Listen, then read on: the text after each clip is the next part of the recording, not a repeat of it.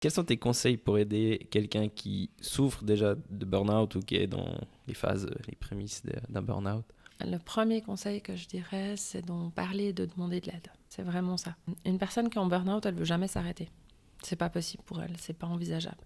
Donc déjà, si je peux donner un conseil à l'entourage, c'est de ne pas essayer de forcer et essayer juste de comprendre. Elle ne peut pas.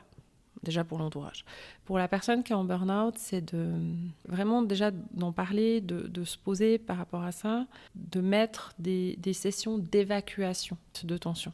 C'est là où on peut revenir déjà avec le sport, de reprivilégier en fait l'activité physique, parce que l'activité physique va permettre en fait déjà de diminuer les tensions du corps. Entre autres, on voit qu'il y a beaucoup plus de burn-out depuis qu'on a des métiers qui sont de plus en plus sédentaires. Parce qu'on va réfléchir de plus en plus, on va penser de plus en plus, et en fait, on va accumuler les tensions sur le corps. Donc, par exemple, un maçon fera moins souvent un burn-out que quelqu'un qui travaille au bureau. Ouais, quelqu'un qui travaille dans un bureau, non pas parce qu'il n'a pas de pression et qu'il ne doit pas construire une maison de plus en plus vite, parce que jusqu'à nouvel avis, on n'accorde pas 2 ans pour construire des maisons, on accélère aussi le temps chez eux, mais parce qu'il va porter des charges lourdes toute la journée et qu'en fait, il va évacuer ses tensions à travers son corps.